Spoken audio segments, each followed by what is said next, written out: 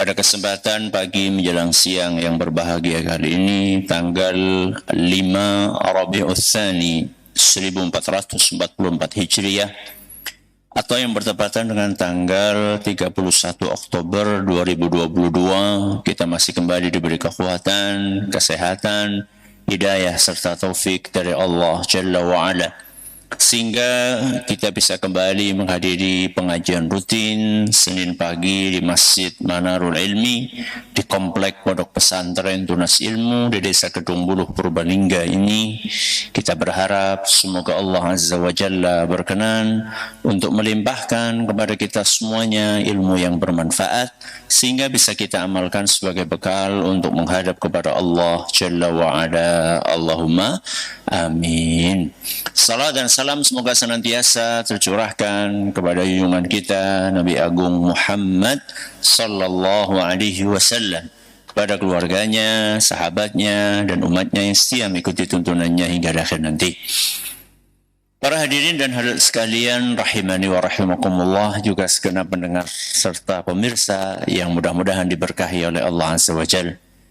Alhamdulillah, pada kesempatan kali ini kita bisa kembali melanjutkan pembahasan tentang fikih doa dan zikir. Kali ini memasuki serial nomor 195, mengangkat tema doa dan zikir sebelum tidur bagian yang ke-14. Di bagian yang ke-14 ini kita akan mengkaji sebuah doa yang diajarkan oleh Rasul Shallallahu Alaihi Wasallam untuk kita baca sebelum tidur.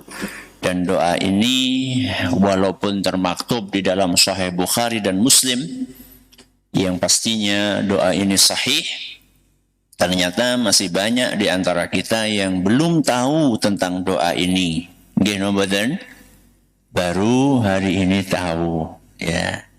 Padahal doa ini salah satu doa rutin yang dibaca oleh Nabi kita Muhammad sallallahu alaihi wasallam.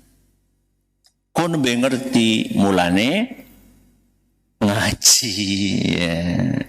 Makanya jadi tahu, ya. Kalau belum tahu dikasih tahu, harusnya berterima kasih, bukan ngeyel. Ngeyel gue contohnya kawin biyen ora kaya gue jenengane ngeyel, ya. Kalau kasih tahu ini loh doanya dari Kanjeng Nabi SAW. Oh, matur nuwun, jazakumullah khairan. Sudah dikasih tahu. Mendingan sempat tahu walaupun telat daripada nopo nggak tahu sama sekali nganti mati orang ngerti. Mendingan sempat tahu walaupun terlambat. Ya lebih baik lagi tentunya nggak terlambat. Tapi kita yang sudah tua-tua kayak gini baru tahu sekarang, alhamdulillah bersyukur kepada Allah masih dikasih kesempatan oleh Allah Azza wa Jalla untuk mengenal sunnah-sunnah Nabi kita Muhammad sallallahu alaihi wasallam.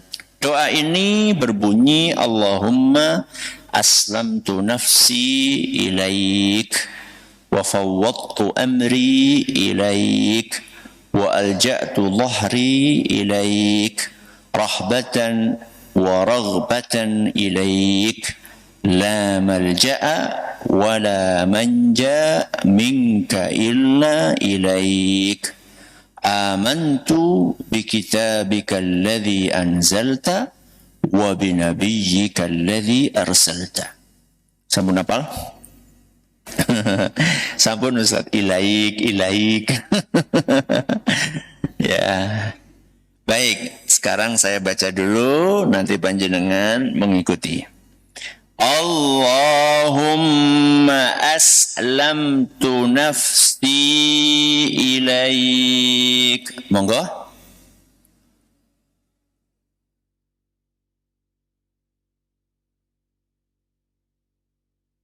Wa fawwadtu amri ilaik.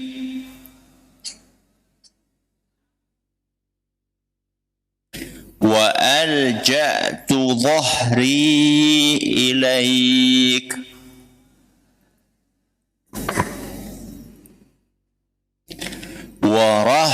maaf, rahbatan wa raghbatan ilaik.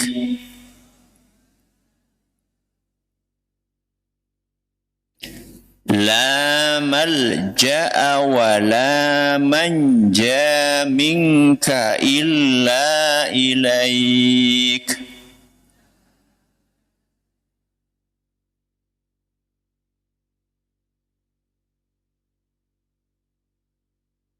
Amantu bi kitabika alladhi anzalta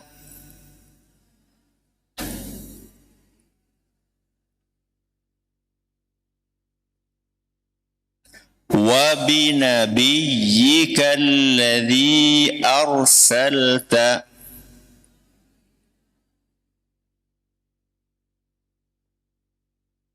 Ayo bareng-bareng, 1, 2, 3. Allahumma aslamtu nafsi ilaik wa fawwadtu amri ilaik wa alja'tu dhahri ilaik rahbatan wa raghbatan ilaik la malja'a wa la manja minka illa ilaik amantu bi kitabika alladhi anzalta wa bi nabiyyika alladhi arsalta. Apa terjemahannya? Allahumma. Apa artinya Allahumma? Ya Allah, aslamtu nafsi ilaik. Aku memasrahkan diriku kepadamu. Kepada sinten berarti? Kepada Allah. Wa fawwadtu amri ilaik. Dan aku menyerahkan urusanku kepadamu ya Allah. Wa alja'tu dhahri ilaik. Aku menyandarkan punggungku kepada penjagaanmu. Rahbatan wa raghbatan ilaik. Aku mengucapkan kalimat-kalimat tadi karena takut terjerumus hal-hal yang membuatmu murka, juga karena aku berharap curahan rahmatmu. La malja'a wa la manja minka illa ilaik. Hanya engkau ya Allah yang bisa menyelamatkan kami dari hukumanmu. Amantu bi kitabika alladhi anzalta. Aku mengimani kitab yang engkau turunkan. Wa bi nabiyyika alladhi arsalta. Dan aku juga mengimani nabi yang engkau utus. Jadi doa ini adalah salah satu doa yang dianjurkan oleh Nabi kita SAW untuk kita baca sebelum tidur. Sebagaimana yang dituturkan oleh seorang sahabat Nabi SAW namanya Al-Bara. Sinten bu namanya? Al-Bara bin Azib radhiyallahu anhu. Kata beliau, Rasulullah SAW pernah bersabda kepadanya, apabila engkau akan tidur, 1, berwudulah. Berwudu yang seperti apa? Berwudu seperti mau sholat. Berarti ajaran Islam itu, ibu-ibu, lebih keren daripada sekedar nasihat dari dokter. Nasihat dari pakar kesehatan. Kalau nasihat dari pakar kesehatan, sebelum tidur disuruh ngapain? Cuci kaki. Kalau kita disuruh apa? Wudu. Wudu sama cuci kaki bersih mana? Ya wudu. Cuci kaki yang dicuci cuma kakinya. Wudu itu adalah semua anggota tubuh wudu, ya. Semua anggota wudu dibasuh. Ya, nggak cuma kaki, termasuk tangan, termasuk muka, ya, telinga, ya, mulut, kemudian hidung. Ya, kata dokter jangan lupa sikatan sebelum tidur. Kita bukan hanya membersihkan mulut, hidung pun kita bersihkan. Apa anak sikatan irung kan renana. Ya. Wudu. Ya. Kenapa wudu, Ustaz? Karena ketika seorang wudu dia dalam keadaan suci. Jadi tubuh kita setelah wudu, ya, apabila kita terkena hadas kecil, maka tubuh kita akan suci. Nah, tubuh suci itu adalah kondisi tubuh yang paling sempurna. Jadi kondisi tubuh kita paling sempurna adalah ketika tubuh kita sedang suci. Supaya suci pripun? Wudu. Kenapa wudu, Ustadz? Karena sebelum tidur kita akan baca doa. Kita akan zikir, kita akan baca ayat-ayat dan surat-suratan yang ada dalam Al-Quran yang diajarkan oleh Nabi SAW. Nah, kondisi tubuh yang paling sempurna saat membaca doa, zikir, baca Quran, wirid, itu adalah ketika tubuh kita suci. Makanya sebelum tidur disuruh wudu. Karena mau baca doa, mau baca zikir, mau baca doa dan suratan Al-Quran, supaya ketika membaca suratan tersebut, kita membacanya dalam keadaan tubuh sedang suci. Wudu. Yang kedua, Nabi SAW memerintahkan supaya berbaringlah menghadap ke kanan. Pernah saya sampaikan, menghadap ke kanan berarti miring. Oke? Miring. Miringnya kemana? Ke kanan. Miring ke kanan itu berarti lambung. Mana yang nempel kasur? Lambung kanan apa lambung kiri? Lambung kanan. Berarti sini nih, ini kanan nih. Ya, mulai dari kepala sini, kemudian lengan, lambung, kaki, itulah yang nempel di alas tidur kita. Mau kasur, mau tikar, mau lantai, yang penting ini adalah nempel ke bagian alas tidur kita. Itu namanya menghadap kemana? Ke kanan. Dan tidak harus menghadap ke arah kiblat. Sing penting kanannya di bawah. Ya. Jadi tidak harus jenengan wah iki kadung ki dipanis kayak gini. Terus diapain? Digeser supaya ngadep, enggak harus. Ya, yang diajarkan sama Rasulullah SAW adalah yang penting sebelah kanannya yang di bawah. Sudah. Ini yang kedua. Ya. Yang ketiga baru Nabi SAW mengajarkan doa. Nah, doa ini Masya Allah luar biasa. Ya, kandungannya luar biasa dan keutamaannya luar biasa. Ya, keutamaannya luar biasa. Nanti kita akan baca. Ya, kita awali dengan membaca doa kalimat yang pertama, Allahumma aslamtu nafsi ilaik. Ini kalimat yang pertama. Ya Allah, aku memasrahkan diriku kepada. Jadi kita mengawali tidur kita itu dengan bersikap pasrah. Pasrah kepada sinten? Kepada Allah. Apa artinya pasrah, Ustaz? Siap menerima takdir Allah. Siap napa, Bu? Menerima takdir Allah. Kalau orang sudah punya sikap ini, siap menerima takdir Allah apapun itu, yang enak maupun yang tidak enak, maka hatinya akan tenang. Hatinya akan apa, Bu? Tenang. Ya. Karena dia meyakini bahwa seluruh alam semesta ini berada di bawah kendalinya sinten? Allah. Ya. Sehingga tidurnya pules. Tidurnya apa, Bu? Pules. Kalau orang tidak memasrahkan nasibnya kepada Allah, tidurnya gelisah. Aduh, nek ngombengi ucuk-ucuk ana maling kepriwe. Nggak ada maling. Waduh, nesuke engko nek ujug-ujug gempa ambruk kepriwe. Nggak ada gempa. Engko nek ujug-ujug anak konslet kebakaran kepriwe. Nggak ada kebakaran. Engko nek anakku mati kepriwe. Alhamdulillah anaknya nggak mati lah. Nek nyong mati kepriwe. Pikirannya itu adalah pikiran-pikiran yang nggak enak-enak terus. Ini yang membuat seseorang hidupnya jadi apa, Bu? Gelisah. Harap turu angel banget. Wonten pundi tiangnya.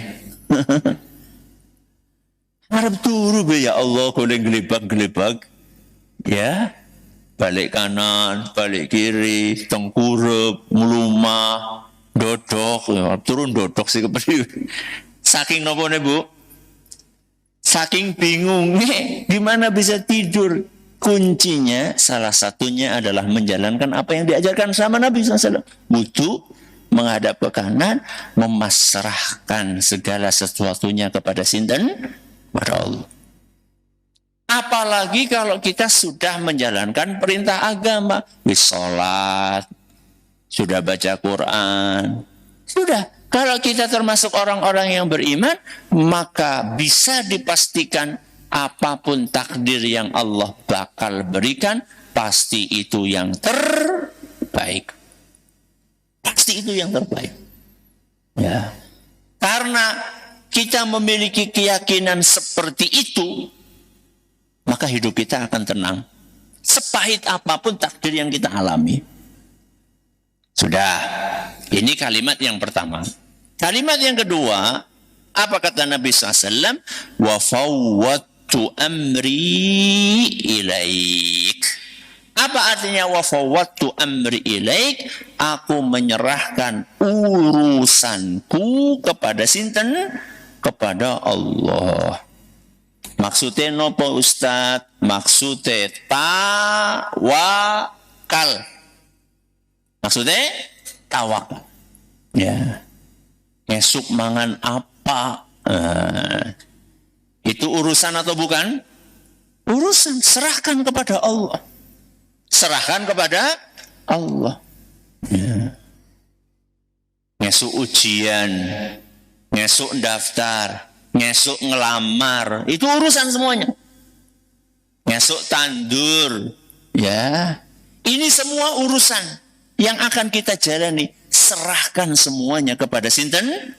Kepada Allah dengan cara tawakal. Kenapa Ustaz kita harus tawakal kepada Allah? Karena seluruh daya dan kekuatan itu di tangan Allah. Coba jenengan ketika akan keluar rumah bacanya nopo?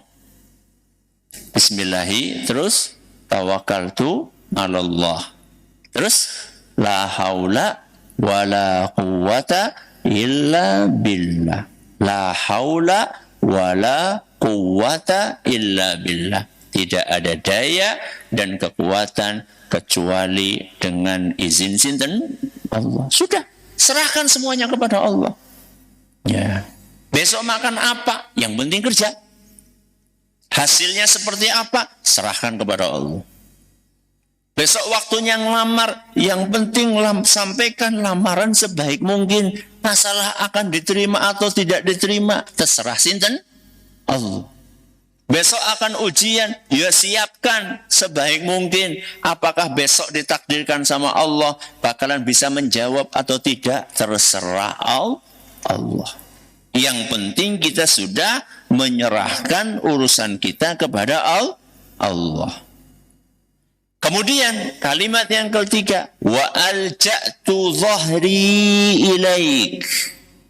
Artinya aku menyandarkan punggungku ini kepada penjagaanmu. Ustaz nek punggungnya sing disandarkan lah sikile pripun. Ini adalah kalimat kiasan. Ya, jadi bukan cuma punggungnya, kepalanya, enggak, bukan. Maksudnya kita menyerahkan seluruh tubuh kita supaya dilindungi sama sinten? Sama Allah, itu maksudnya. Ya. Kita meyakini bahwa seandainya kita dilindungi sama Allah Azza wa Jalla, seandainya kita dijaga sama Allah, maka tidak ada satu sosok pun yang bisa mencelakakan kita.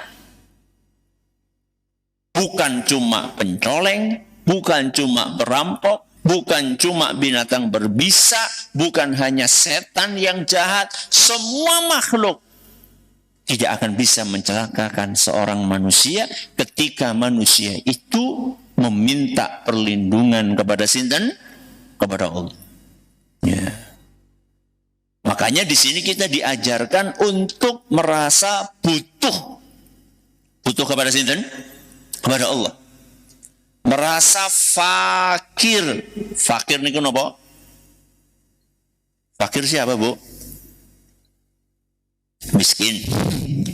Fakir niku butuh. Merasa butuh kepada sinten? Kepada Allah.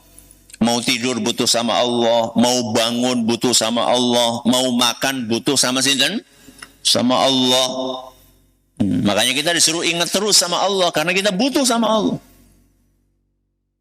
Jadi bukan mau tidur ingat pacar, mau mandi ingat apa? Pacar, bukan. Kok ingat pacar? Ingat sinten? Ingat Allah karena kita butuh dalam segala kondisi, dalam waktu apapun dan dimanapun kita itu butuh sama Allah. Wa alja'tu dhahri ilaik. Selanjutnya kalimat berikutnya adalah rahbatan wa raghbatan ilaik. Ini apa ini Ustaz?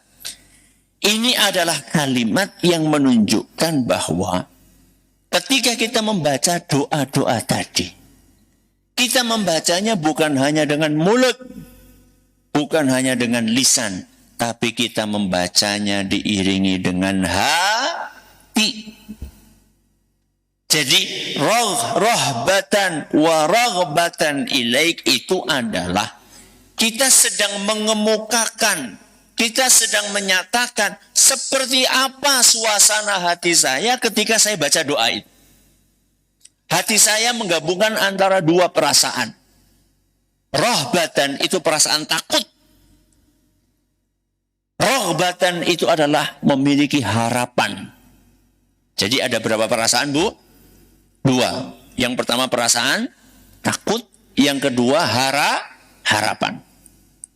Takut apa? Berharap apa?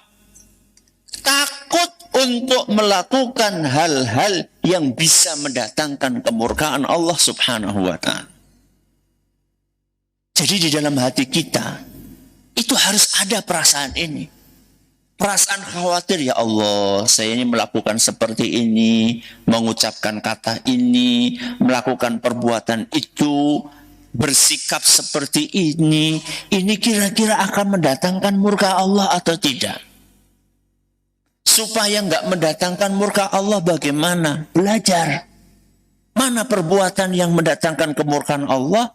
Mana ucapan yang mendatangkan kemurkaan Allah? Mana sikap yang bisa bikin Allah marah? Belajar. Caranya ngaji.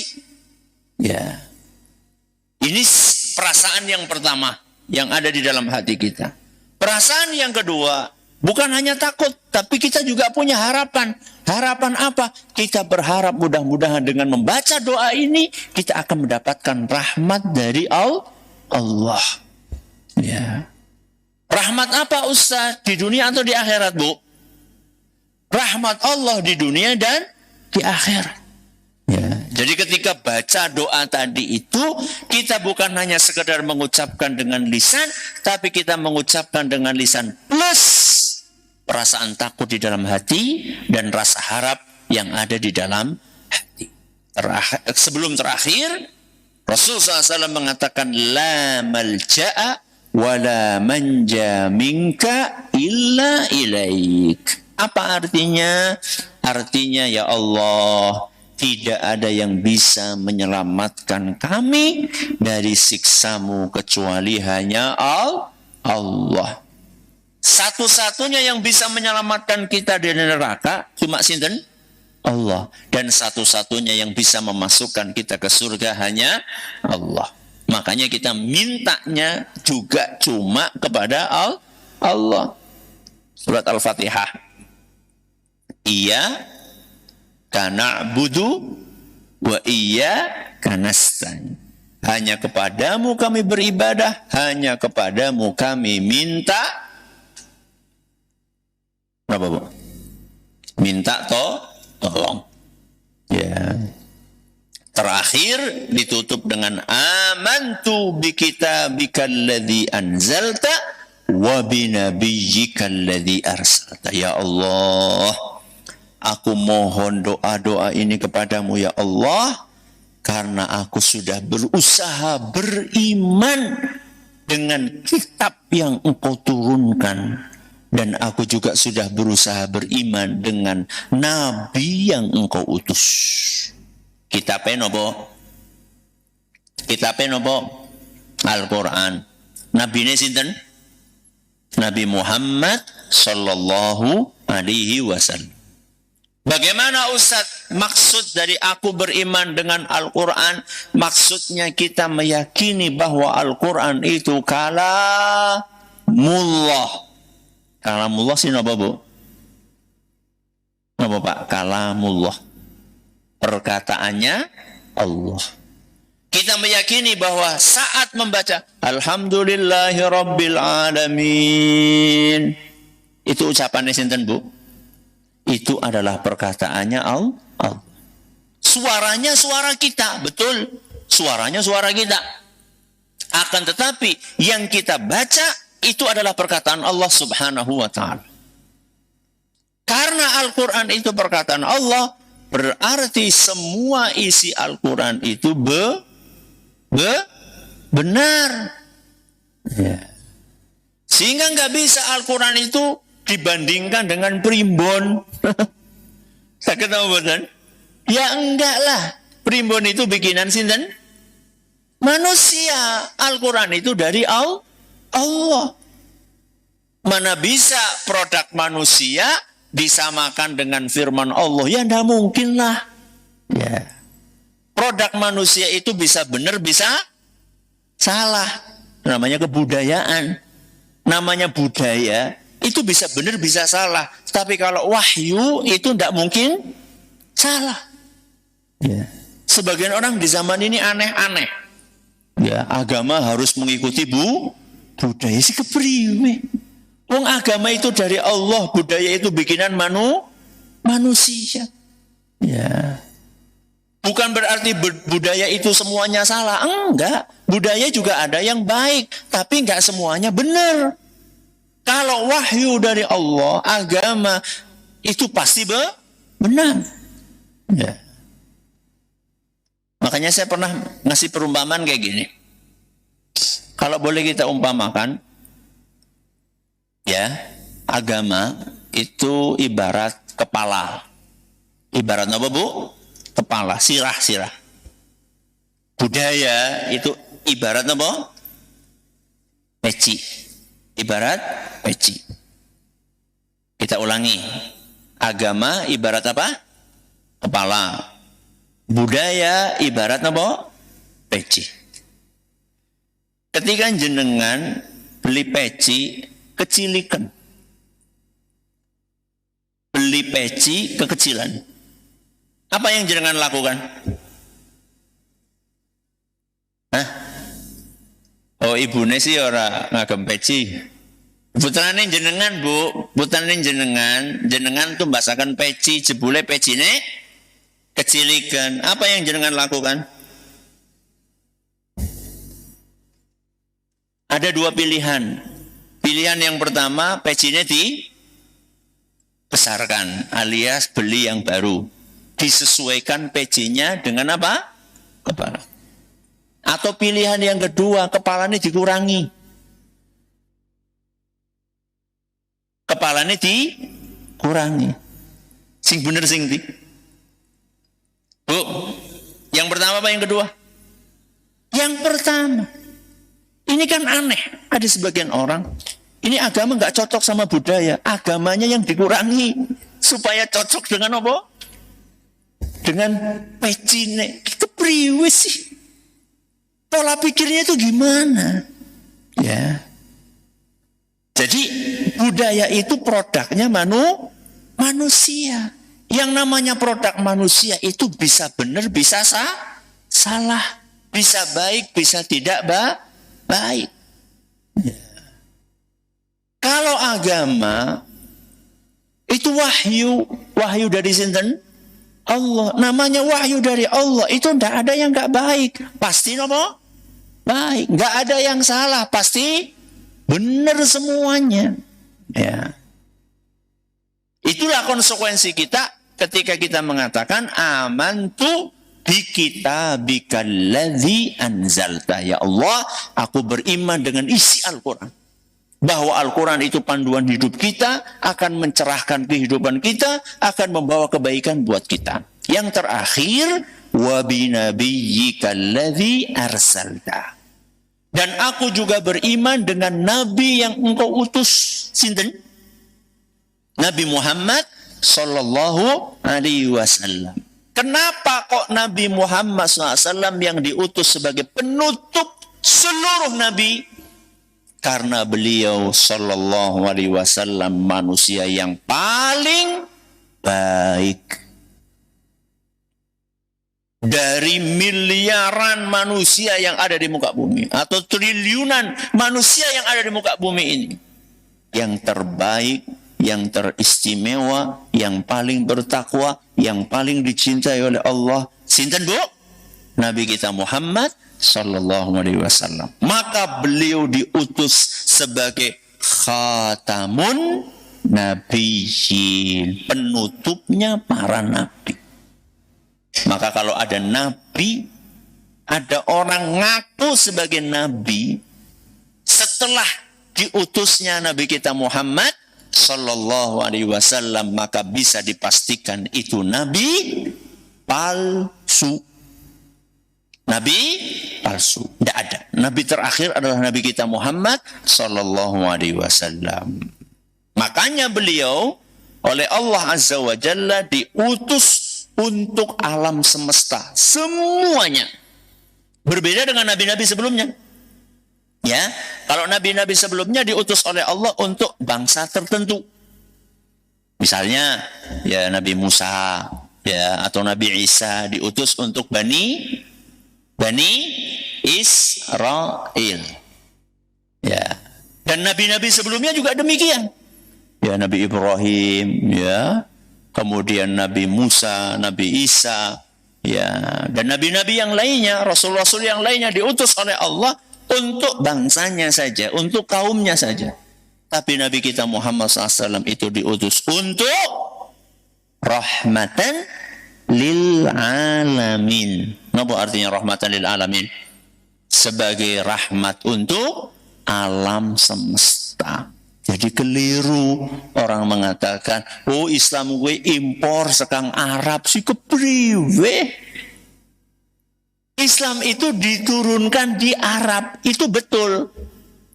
Tapi bukan berarti Islam itu hanya untuk orang Arab, bukan. Ya. Islam itu bukan agama pendatang. Islam itu diturunkan sama Allah. Untuk orang Arab atau untuk alam semesta? Untuk alam semesta. Loh, bukannya mereka yang bolak-balik mengatakan Islam itu harus rahmatan lil alamin. Alamin itu bukan Arab artinya. Alamin itu artinya seluruh alam semesta. Kalau pakai pemahamannya jenengan berarti ya rahmatan lil Arab jenengan. Rahmat untuk orang Arab, bukan. Ya. Islam itu diturunkan oleh Allah Azza wa Jalla supaya menjadi kasih sayang untuk seluruh bangsa. Ya. Bangsa Arab, bangsa Asia, ya, bangsa Eropa, bangsa Afrika, ya, semuanya bangsa-bangsa ini mereka berhak untuk mendapatkan nikmatnya ajaran Islam. Ya. Dan tidak usah dikasih label-label macam-macam. Ya, nggak usah dikasih label-label macam-macam. Ya, karena Islam yang dibawa sama Rasul SAW itu adalah Islam yang sempurna. Kalau sempurna itu berarti nggak usah Nggak usah ditambahi dan nggak boleh dikurangi. Kita ulangi. Islam itu ajaran Islam yang dibawa oleh Rasulullah SAW itu adalah Islam yang sempurna. Karena sempurna maka tidak boleh diapakan Bu? Ditambahi dan tidak boleh dikurangi. Saya kasih ilustrasi. Alhamdulillah semua yang hadir di sini matanya sempurna. Sempurna niku maksudnya nggih jumlahnya pinten? Kalih. Ya, mata kita semuanya jumlahnya berapa? 2. Sempurna atau tidak? Nah, ditambahi pripun? Mata yang 2 ini sudah sempurna. Kalau ditambahi jadinya gimana, Bu? Keren apa medeni? Mengerikan. Ini sudah sempurna, mata kita sudah sempurna, alhamdulillah 2. Kok arep ditambahi siji nang kene? Ya, di sini di jidat tambahi 1. Atau di pipi ditambahin apa? 1. Sesuatu yang sudah sempurna ditambahi itu jadinya jelek. Dikurangi juga sama. Dikurangi juga sama. Ya, misalnya matanya dikurangi separuh gitu. Jadinya 1,5. Itu nggak baik. Makanya yang sudah sempurna ini nggak usah ditambah-tambahi dan nggak boleh dikurangi. Itulah konsekuensi ketika kita mengatakan wa binabiyyikal-ladzi arsalta. Ya, kami beriman dengan nabi yang telah engkau utus. Bukankah kita sering mengucapkan raditu billahi robba, terus wa bil islami dina wa bi Muhammadin sallallahu alaihi wasallama nabiyya. Itu kan ikrar bahwa kita sudah menerima nopo Allah sebagai Tuhan kita, Islam sebagai agama kita, Nabi Muhammad SAW sebagai Islam sebagai agama kita, Nabi Muhammad SAW sebagai Islam sebagai agama kita, Nabi Muhammad SAW sebagai nabi kita. Itu namanya ikrar. Kalau ikrar ya berarti terima. Sudah mengatakan raditu billahi robba, masih menyembah selain Allah. Wabil islami dina, masih belum puas dengan ajaran Islam. Katanya Islam ini perlu ditambahi, perlu direvisi, ya, perlu dimodifikasi, ya. Wabi Muhammadin sallallahu alaihi wasallam nabiyya, sudah berikrar Nabi Muhammad sebagai rasul, tapi disuruh ikuti sunnah rasul, katanya nggak cocok dengan budaya. Si kepriwi sih. Ya, jadi kita harus konsekuen dengan kalimat yang selama ini kita ikrarkan. Mudah-mudahan apa yang kita pelajari bermanfaat. Terakhir kata Nabi SAW, barang siapa yang membaca doa ini, kemudian dia meninggal dunia, maka dia akan meninggal dalam keadaan fitrah, husnul khatimah. Ya, dan doa ini adalah doa yang terakhir kita baca sebelum tidur. Ya, kalau bisa doa ini adalah doa yang terakhir. Jadi setelah membaca Bismika Allahumma mutu ahya, setelah membaca ayat kursi, Al-Ikhlas, Al-Falaq, An-Nas, surat-suratan yang lainnya, terakhir sebelum merem, ini doa yang terakhir. Ya, ini adalah anjuran dari Nabi kita Muhammad sallallahu alaihi wasallam. Ada sisa waktu sedikit, silakan ada pertanyaan bisa disampaikan. Baik, jazakumullah khairan Ustaz. Atas materi yang telah disampaikan, kami bacakan beberapa pertanyaan yang telah masuk. Pertanyaan pertama, Assalamualaikum warahmatullahi wabarakatuh Ustaz. Waalaikumsalam. Afwan Ustaz, apabila kita dalam keadaan haid, apakah tetap dianjurkan berwudu sebelum tidur? Kemudian, apakah mencukupkan bila hanya membaca ta'awud dan doa sebelum tidur, Bismika Allahumma amutu ahya? Jazakumullah khairan Ustaz. Kalau kita dalam keadaan haid, ibu, apakah tetap wudu? Iya. Tetap wudu. Tetap wudu. Apakah tetap baca doa ini? Iya, tetap baca doa. Ayat kursi, Al-Ikhlas, Al-Falaq, An-Nas baca. Tetap baca. Ya, tetap baca. Yang tidak boleh wanita haid itulah memegang mushaf. Memegang apa? Mushaf. Mushaf ini apa? Al-Quran. Ya. Tapi kalau jenengan baca ayat kursi, apa harus megang mushaf Al-Quran? Kan enggak. Sampun apal napa dereng, Bu? Sampun, ayat kursi kan sudah apal. Al-Ikhlas apal mboten? Al-Falaq apal? An-Nas hafal? Ya udah, baca aja enggak apa-apa. Yang tidak boleh adalah menyentuh dengan tangan ini mushaf Al-Quran. Tapi kalau membaca Al-Quran dengan hafalan, itu tidak masalah. Boleh-boleh saja. Jadi keliru pemahaman yang menyatakan bahwa wanita haid itu libur ibadah semuanya. Yura. Liburnya itu cuma sholat sama puasa. Ya, sama menyentuh mushaf Al-Quran. Ya. Adapun berzikir, zikir pagi, zikir petang, doa sebelum tidur, itu tetap dianjurkan. Ya. Maka hati-hati yang sedang haid, bukan berarti jenengan itu libur semua ibadah. Ya, lanjut. Tadi belum terjawab Ustaz pertanyaannya. Ada yang apakah mencukupkan dengan membaca ta'awud dan doa sebelum tidur saja Ustaz? Boleh. Ya, hanya membaca doa itu boleh, tapi kurang sempurna. Yang sempurna adalah membaca semuanya. Jadi zikir-zikir yang kita pelajari sampai nomor 14 ini, sampai nomor 14 ini, itu kalau jenengan baca sebagiannya enggak apa-apa. Tapi kalau pengen sempurna ya baca semuanya. Ya, baca semuanya. Jadi enggak dosa. Bahkan jenengan enggak baca pun enggak dosa. 14-nya ini semuanya jenengan enggak baca, jenengan enggak dosa. Karena ini sunnah, tapi jenengan rugi. Jenengan rugi karena sudah tahu ilmunya kok tidak diamalkan. Punya peluang dapat pahala tapi tidak dimanfaatkan. Ya. Baik, terima kasih jazakumullah khairan. Pertanyaan berikutnya, Assalamualaikum warahmatullahi wabarakatuh Ustaz. Waalaikumsalam. Ustaz, saya ibu yang sedang menyusui. Qadarullah yang keluar ASI hanya dari sebelah kiri saja. Jadi setiap tidur saya pasti miring ke kiri. Karena kalau miring ke kanan akan membelakangi anak. Bagaimana ya Ustaz? Jazakumullah khairan. Tidak apa-apa insya Allah. Ya, ini kalau dalam kondisi-kondisi darurat tidak apa-apa. Ya. Contoh kondisi darurat yang lain, wudunen. Kenapa? Wudunen. Ya, ada bisul. Bisulnya di mana? Di sebelah kanan. Ya, bisul sebelah kanan. Kalau miring kanan, ceprot. Ya. Tidak apa-apa miring kiri. Itu adalah kondisi-kondisi darurat. Lagi pula ini kan seperti yang saya katakan, ini sunnah. Ya. Bukan meremehkan sunnah, tapi untuk memahami bahwa kalau ditinggalkan ada konsekuensi hukumnya atau tidak. Itu saja. Ya, jawabannya tidak ada konsekuensi hukum, maksudnya tidak akan berdosa. Ya. Karena kondisinya seperti tadi. Tapi ya saya anjurkan kepada saudari penanya supaya dikonsultasikan kepada pakar kesehatan supaya apa?